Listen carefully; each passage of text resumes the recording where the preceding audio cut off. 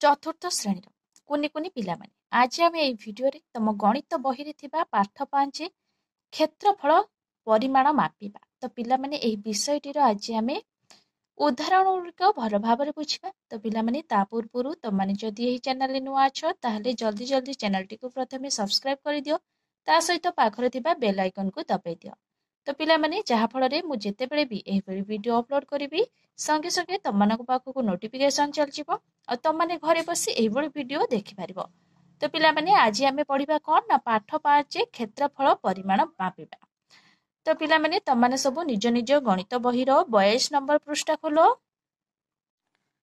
पाठ 5 क्षेत्रफल परिमाण मापिबा तो पिला माने आज आम पढ़ा क्षेत्रफल परिमाण मापिबा आस विभिन्न वस्तु नहीं पेंसिल साहाय्य निज निज खातार एहीपरि चित्र आंकिबा ओ सेमानकर आकृति कौन हैला कहिबा तो पिला माने एठी देखि पारुथबो तम भली कुनी झियोटी एठी गोटे खाता नेछि एठी गोटे दियासिल खोल नेछि पेंसिल टिए मध्य नेछि ताकू से कोन एठी कोन करिछि ना दियासिल खोलटी को खाता ऊपर पकाई एठी गोटे आकृति टिए तयारी से करबा पई चेष्टा करूछि तो पिला माने देखिबा तापर कोन देछि तुम पाई काम तो पिला माने तुम पाई काम खातार गोटे पृष्ठार दियासिली खोलटी आनी रख तो पिला माने तुम पाई जेहेतु कामटी अछि एठी तो माने कोन करिवो ना से कुनी झियोटी परी खातारे कोन करिवो ना गोटे पृष्ठारे दियासिली खोलटी आनी तो माने रखिवो खाता ऊपर रखिवो पेंसिल रे ता तळ पाखर चारि धार को लगाई गार टाणिवो तो पिला माने एठी देखि पारुथबो कुनी झियोटी किपरि पेंसिल रे कोन करछि ना ता जो ई जो तळ धार गुडी को पिला माने देखि पारुथबो हला तळ पाखर चारि धार को से लगाई की गार टाणुछि तो माने मध्य सेही भली गार टाणिवो एबे दियासिली खोलटी को खाता ऊपर उठाई नियो तो पिला माने गार टाणी सारिबा परे तो माने कोन करिवो ना दियासिली खोलटी को तो माने काढी नबो एई चित्रर भीतर अंश को अर्थात जेते जागा स्थान माड़ी बसिछि ताको रंग दियो तापरे पिला माने तो माने जो चित्रटी कोन दियासिली खोल को काढी नै सारिबा परे पाइलो से चित्र रे देखिबो जे जो जागा जेतिके जागा से माड़ी बसिछि जो चित्रटी को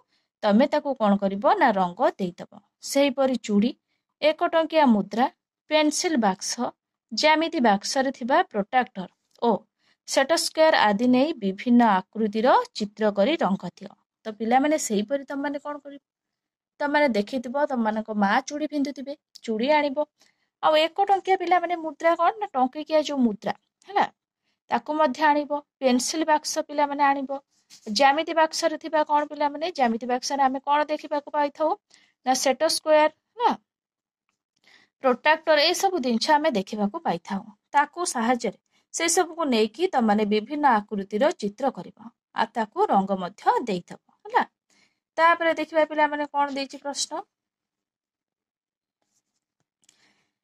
एक रविवार उपरओली तो पिला माने रविवार जेहेतु होई थाए उपरओली मध्य होई थाए शेषमा ता सान भाई आरब को डाकी कहिला ता सान भाई आरब को डाकी कोन कहिला ना आस रंग खेल खेलिबा से ता पूर्वरु दियासिल खोल चूड़ी 2 टंकिया मुद्रा काच ग्लास ज्यामिति बाक्स संग्रह करी रखिथिला से आरब को कहिला मु ए जिनिस गुडी को नै विभिन्न चित्र करूछि तू से गुडी को भीतर थिबा स्थान को रंग कर परे दुहे निज निज काम करी चलिले तो पिला माने जेहेतु रविवार उपरओली होई थाए स्कूल छुट्टी थाए शेषमा कोन कला ना तार सान भाई को कहिला आरब को हला आस रंग खेल खेलिबा सेठू ता पूर्वरु शेषमा कोन करिथिला ना दियासिल खोल चूड़ी 2 टंकिया मुद्रा काच ग्लास ज्यामिति बाक्स संग्रह करी रखिथिला आ से सब को व्यवहार करी से कोन कला ना विभिन्न से चित्र कला विभिन्न प्रकार आ तार भाई को कहिला मु जो चित्र सब करछि तू सब को कोन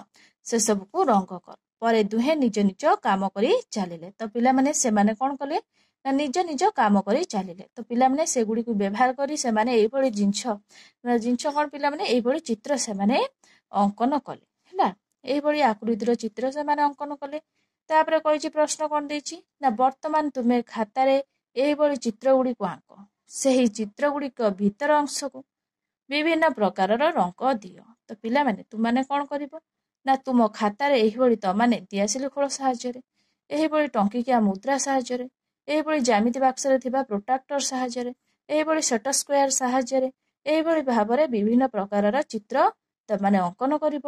ତାପରେ ସେଇ ଚିତ୍ର ଗୁଡ଼ିକ ଭିତର ଅଂଶକୁ ବିଭିନ୍ନ ପ୍ରକାର ରଙ୍ଗ ଦେଇଦେବ।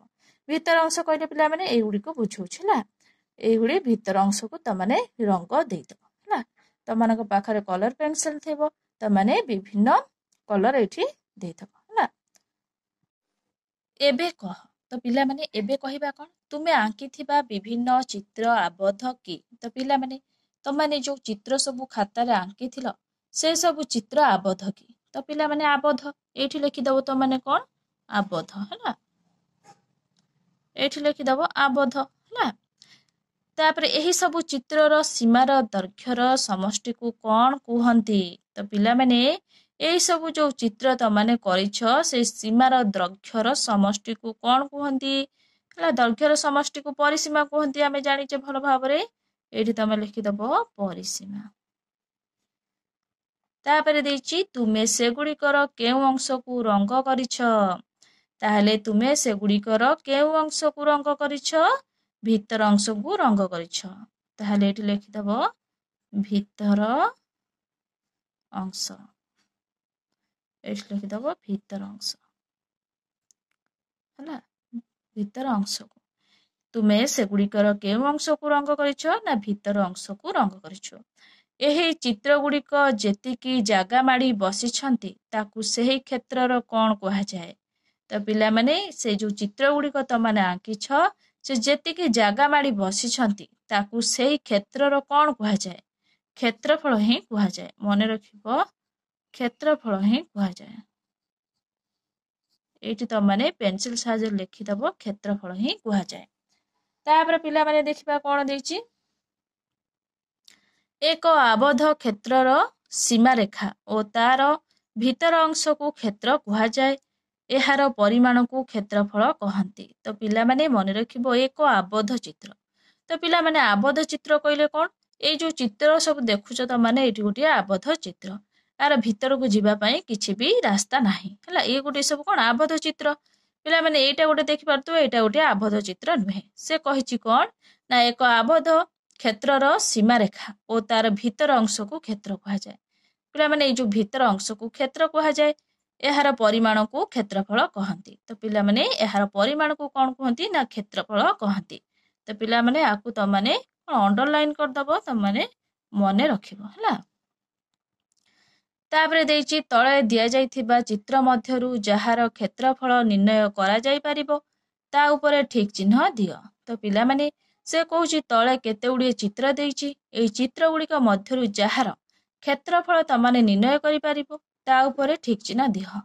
ତ ପିଲାମାନେ ଆମେ କ'ଣ କରିବା? ନା ଗୋଟିଏ ଆବଦ୍ଧ ଚିତ୍ରର ଆମେ କ୍ଷେତ୍ରଫଳ ନିହାତି ଭାବରେ ବାହାର କରିପାରିବା ହେଲା। ଏଇଟା ଗୋଟିଏ ଆବଦ୍ଧ ଚିତ୍ର ହେଲା। ଏ ଆବଦ୍ଧ ଚିତ୍ରର ପିଲାମାନେ ଆମେ କ୍ଷେତ୍ରଫଳ ବାହାର କରିପାରିବା ହେଲା। ନିହାତି ଭାବରେ କ୍ଷେତ୍ରଫଳ ବାହାର କରିପାରିବା। ଏହାର ଭିତରକୁ ଯିବା ପାଇଁ କିଛି ବି ରାସ୍ତା ନାହିଁ, ଯେହେତୁ ଗୋଟିଏ ଏଇଟା ଆବଦ୍ଧ ଚିତ୍ର, ଏହାର ଆମେ କ୍ଷେତ୍ରଫଳ ବାହାର କରିପାରିବା। ସେ କହିଛି ଯାହାର କ୍ଷେତ୍ରଫଳ ନିର୍ଣ୍ଣୟ କରାଯାଇ ପାରିବ ତା ଉପରେ ଠିକ୍ ଚିହ୍ନ ଦିଅ। ତ ପିଲାମାନେ ଏଇଠି ତମାନେ ଠିକ୍ ଚିହ୍ନ ଦେଇଦବ ହେଲା। ତାହେଲେ ଏଇଟା ଗୋଟିଏ ମଧ୍ୟ ପିଲାମାନେ ଆବଦ୍ଧ ଚିତ୍ର। ୟାର ମଧ୍ୟ କ୍ଷେତ୍ରଫଳ ଆମେ ନିର୍ଣ୍ଣୟ କରିପାରିବା। ଏଇଠି ମଧ୍ୟ ତମାନେ ଠିକ୍ ଚିହ୍ନ ଦେଇଦବ। ଏଇଟା ଗୋଟିଏ ଆବଦ୍ଧ ଚିତ୍ର ନୁହେଁ। ୟାର ଭିତରକୁ ଯିବା ପାଇଁ ଯେହେତୁ ରାସ୍ତା ଅଛି, ଏଇଠି ତମାନେ ଠିକ୍ ଚିହ୍ନ ଦବ ନାହିଁ। ତ ପିଲାମାନେ ଏଇଠି ଗୋଟିଏ ଦେଖିପାରୁଥିବ ଚିତ୍ର। ଏଇଟା ଗୋଟିଏ ମଧ୍ୟ ଆବଦ୍ଧ ଚିତ୍ରଟିଏ। ୟାର ଭିତରକୁ ଯିବା ପାଇଁ ରାସ୍ତା ନାହିଁ। ୟାର ମଧ୍ୟ ଆମେ କ୍ଷେତ୍ରଫଳ ନିର୍ଣ୍ଣୟ କରିପାରିବା। ଏଇଟା ପିଲାମାନେ ଗୋଟିଏ ଦେଖ, ଏଇ ଗୋଟିଏ ଚିତ୍ର। ୟାର ଭିତରକୁ ଯିବା ପାଇଁ ସମ୍ପୂର୍ଣ୍ଣ ଭାବରେ ରାସ୍ତା ଅଛି ହେଲା। ତାହେଲେ ଏଇଟା ଗୋଟିଏ ଆବଦ୍ଧ ଚିତ୍ର ନୁହେଁ। ୟାର ଆମେ କ'ଣ ପରିସୀମା ନିର୍ଣ୍ଣୟ କରିପାରିବା ନାହିଁ। କ୍ଷେତ୍ରଫଳ ପିଲାମାନେ କ୍ଷେତ୍ରଫଳ ଆମେ ନିର୍ଣ୍ଣୟ କରିପାରିବା ନାହିଁ। ତାହେଲେ ଏଠି ଆମେ ଠିକ୍ ଚିହ୍ନ ଦେବା ନାହିଁ। ତ ପିଲାମାନେ ଏଇଠି ଦେଖ, ଏଇଟା ଗୋଟିଏ ମଧ୍ୟ ଆବଦ୍ଧ ଚିତ୍ର। ୟାର ମଧ୍ୟ ଆମେ କ୍ଷେତ୍ରଫଳ ନିର୍ଣ୍ଣୟ କରିପାରିବା। ଏଠି ମଧ୍ୟ ଠିକ୍ ଚିହ୍ନ ଦେଇଦବ। ପିଲାମାନେ ଏଇ ଚିତ୍ରଟିକୁ ଭଲ ଭାବରେ ଲକ୍ଷ୍ୟ କର। ଏଇଟା ମଧ୍ୟ ଗୋଟିଏ ଆବଦ୍ଧ ଚିତ୍ର ହେଲା। ଏଇ ଚିତ୍ରର ମଧ୍ୟ ଆମେ କ'ଣ କ୍ଷେତ୍ରଫଳ ନିର୍ଣ୍ଣୟ କରିପାରିବା। ଆ ତଳେ ମଧ୍ୟ ଆମେ ଠିକ୍ ଚିହ୍ନ ଦେଇଦେବା। ଏଇଭଳି ଭାବରେ ପିଲାମାନେ କେତେକ ଆବଦ୍ଧ ଚିତ୍ର ତଳେ ତମାନେ ଠିକ୍ ଚିହ୍ନ ଦେଇଦବ। ଯେହେତୁ ଆବଦ୍ଧ ଚିତ୍ର ଗୁଡ଼ିକର ଆମେ କ୍ଷେତ୍ରଫଳ ନିହାତି ଭାବରେ ବା ଭଲ ଭାବରେ ଆମେ ବାହାର କରିପାରିବା। ଏଇଭଳି ଭାବରେ ତମାନେ ଠିକ୍ ଚିହ୍ନ ଦେଇଦବ। ତାପରେ ପ୍ରଶ୍ନ ପିଲାମାନେ କ'ଣ ଦେଇଛି ଆମେ ଦେଖିବା। ତାପରେ ପ୍ରଶ୍ନ, ଏବେ ପାଖ ଚିତ୍ର ଦୁଇଟିକୁ ଲକ୍ଷ୍ୟ କର ଓ ତଳେ ଦିଆଯାଇଥିବା ଖାଲି ସ୍ଥାନରେ ଉତ୍ତର ଲେଖ। ତ ପିଲାମାନେ ସେ କହିଛି ଏବେ ପାଖ ଚିତ୍ର ଦୁଇଟିକୁ ଲକ୍ଷ୍ୟ କର। ଏଠି ଗୋଟିଏ ଚିତ୍ର, ଏଠି ଗୋଟିଏ ଚିତ୍ର, ଦୁଇଟି ଚିତ୍ର ଦେଇଛି। ସେ କହୁଛି ତାକୁ ଲକ୍ଷ୍ୟ କର, ତଳେ ଦିଆଯାଇଥିବା ଖାଲି ସ୍ଥାନରେ ଉତ୍ତର ଲେଖ। ତ ପିଲାମାନେ ଏଇ ଯୋଉ ତଳେ ଯୋଉ ଉତ୍ତର ବା ପ୍ରଶ୍ନ ଦିଆଯାଇଛି, ଏଠି ଖାଲି ସ୍ଥାନ ଛଡା ଯାଇଛି। ଏ ଖାଲି ସ୍ଥାନରେ ତାର ଉତ୍ତର ଲେଖିବା। ଏଠି ଚିତ୍ର 1, ଚିତ୍ର 2, ଦୁଇଟି ଚିତ୍ର ଦେଇଛି। ପ୍ରଥମ ଚିତ୍ରଟି ବଡ଼ ଅଛି, ଛୋଟ ଚିତ୍ରଟି କ'ଣ ଛୋଟ ଅଛି। ତାହେଲେ ଏଇଟା କି ପ୍ରକାର ଚିତ୍ର ପିଲାମାନେ? ତ୍ରିଭୁଜ। ଏଇଟା ଗୋଟିଏ ବଡ଼ ତ୍ରିଭୁଜ, ଏଇଟା ଗୋଟିଏ ଛୋଟ ତ୍ରିଭୁଜ। ତାହେଲେ ପ୍ରଶ୍ନ କ'ଣ ଦେଇଛି ଆମେମାନେ ଦେଖିବା। ଚିତ୍ର 1 କି ପ୍ରକାର ଚିତ୍ର? ତାହେଲେ ପିଲାମାନେ ଚିତ୍ର 1 କି ପ୍ରକାର ଚିତ୍ର? ଏଇଟା ଗୋଟିଏ ତ୍ରିଭୁଜ ହେଲା। ଏଇଠି ତମମାନେ ଲେଖିବ ତ୍ରିଭୁଜ। ତାପରେ ଦେଇଛି ଚିତ୍ର 2 କି ପ୍ରକାର ଚିତ୍ର? ଏଇଟା ଗୋଟିଏ ଛୋଟ ତ୍ରିଭୁଜ, ଏଇଟା ବି ମଧ୍ୟ ଗୋଟିଏ ତ୍ରିଭୁଜ ଲେଖିଦବ ତ୍ରିଭୁଜ ହେଲା। ତାପରେ ଦେଇଛି ଦୁଇଟି ମଧ୍ୟରୁ କେଉଁ ଚିତ୍ରଟି ବେଶୀ ଜାଗା ମାଡ଼ି ବସିଛି? ତ ପିଲାମାନେ ଏଇଠି ଗୋଟିଏ ବଡ଼ ତ୍ରିଭୁଜ ଦେଖିପାରୁଛ, ଏଇଠି ଗୋଟିଏ ଛୋଟ ତ୍ରିଭୁଜ ମଧ୍ୟ ଦେଖିପାରୁଛ। ତାହେଲେ ନିହାତି ଭାବରେ ଗୋଟିଏ ବଡ଼ ତ୍ରିଭୁଜ ଏଠି ବେଶୀ ଜାଗା ମାଡ଼ି ବସିଛି। ଏଠି ଯେହେତୁ ଏଇଟା ଗୋଟିଏ ଛୋଟ ତ୍ରିଭୁଜ, ଏଇଟା ଗୋଟିଏ ଛୋଟ ଜାଗା ମାଡ଼ି ବସିଛି। ପ୍ରଶ୍ନ ତମମାନଙ୍କ ପାଇଁ କହିଛି ଦୁଇଟି ମଧ୍ୟରୁ କେଉଁ ଚିତ୍ରଟି ବେଶୀ ଜାଗା ମାଡ଼ି ବସିଛି? ନିହାତି ଭାବରେ ବଡ଼ ଚିତ୍ରଟି ହେଲା, ଚିତ୍ର 1 ବେଶୀ ଜାଗା ମାଡ଼ି ବସିଛି। ଏଠି ଲେଖିଦବ ଚିତ୍ର 1। ଘ ନମ୍ବର ପ୍ରଶ୍ନ, ତେବେ କେଉଁ ଚିତ୍ରଟି ବଡ଼? ତାହେଲେ ପିଲାମାନେ ଚିତ୍ର 1 ବଡ଼ ନିହାତି ଭାବରେ। ଏଠି ଲେଖିଦବ ଚିତ୍ର 1। ତାପରେ ଦେଇଛି କେଉଁ ଚିତ୍ରର କ୍ଷେତ୍ରଫଳ ବେଶୀ?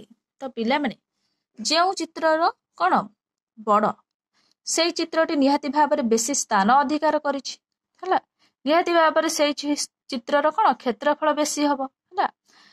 ତାହେଲେ ଏଇଠି ଦେଇଛି ପ୍ରଶ୍ନ କେଉଁ ଚିତ୍ରର କ୍ଷେତ୍ରଫଳ ବେଶୀ? ତାହେଲେ ଚିତ୍ର 1 ଯେହେତୁ ବଡ଼, ବେଶୀ ଜାଗା ସେ ଅଧିକାର କରିଛି, ସେଥିପାଇଁ ତାର କ୍ଷେତ୍ରଫଳ ହେଉଛି ବେଶୀ। ତାହେଲେ ଏଠି ଚିତ୍ର 1 ତମମାନେ ଲେଖିପାରିବ। এইଭଳି ଭାବରେ ପେନସିଲ ସାହାଯ୍ୟରେ ତମମାନେ ନିଜ ନିଜ ବହିରେ ଲେଖିନବ। ତାପରେ ଦେଇଛି ଆମେ ଜାଣିଲେ ଦୁଇଟି ସମାନ ଆକୃତି ବିଶିଷ୍ଟ ଚିତ୍ର ମଧ୍ୟରୁ ଯାହାର ଆକାର ବଡ଼ ତାର କ୍ଷେତ୍ରଫଳ ଅଧିକ ହେବ। ତ ପିଲାମାନେ ନିହାତି ଭାବରେ ଦୁଇଟି ସମାନ ଆକୃତି ଚିତ୍ର, ଏଇଠି ପିଲାମାନେ ଦୁଇଟି ସମାନ ଆକୃତିର ଚିତ୍ର ଦେଖିପାରୁଥିବ। ଇଏ ଗୋଟେ ତ୍ରିଭୁଜ, ଇଏ ଗୋଟେ ମଧ୍ୟ ତ୍ରିଭୁଜ। ସେ କହିଛି ଦୁଇଟି ସମାନ ଆକୃତି କ'ଣ ବିଶିଷ୍ଟ ଚିତ୍ର ମଧ୍ୟରୁ ଯାହାର ଆକାର ବଡ଼ ତାର କ୍ଷେତ୍ରଫଳ ଅଧିକ ହବ। ତ ପିଲାମାନେ ଯାହାର ଆକାର ବଡ଼ ନିହାତି ଭାବରେ ତାର କ୍ଷେତ୍ରଫଳ ହିଁ ଅଧିକ ହବ, କାହିଁକିନା ସେ ଅଧିକା ଜାଗା ହିଁ ମାଡ଼ି ବସିଛି ହେଲା। ଏଇଠି ପିଲାମାନେ ତମମାନେ ଅଣ୍ଡରଲାଇନ କରିଦବ, ତମମାନଙ୍କୁ ମନେ ରଖିବା ପାଇଁ ସହଜ ହେବ। ତାପରେ ପ୍ରଶ୍ନ କ'ଣ ଦେଇଛି ପିଲାମାନେ ଆମେ ପଢିବା। ସମାନ ଆକୃତି ବିଶିଷ୍ଟ ଚିତ୍ର ଦୁଇଟି ମଧ୍ୟରେ ଯାହାର କ୍ଷେତ୍ରଫଳ ଅଧିକ ତାକୁ ରଙ୍ଗ କର। ସମାନ ଆକୃତିର ପିଲାମାନେ ଚିତ୍ର ଏଠି ଦେଇଛି ହେଲା। ଏଇ ଦୁଇଟି ସମାନ ଆକୃତି ହବ। ଏଇଟା ହେଉଛି ଗୋଟିଏ ବଡ଼ ଚିତ୍ର, ଏଇଟା ଗୋଟେ ଛୋଟ ଚିତ୍ର। ଏଠି ମଧ୍ୟ ପିଲାମାନେ ସମାନ ଆକୃତି ଦେଇଛି, ଗରେ ମଧ୍ୟ ସେଇଭଳି ସମାନ ଆକୃତି ଦେଇଛି ହେଲା। ଯେହେତୁ ସେମାନଙ୍କ ମଧ୍ୟରେ ଆକାର ଛୋଟ ବଡ଼ ରହିଛି ହେଲା।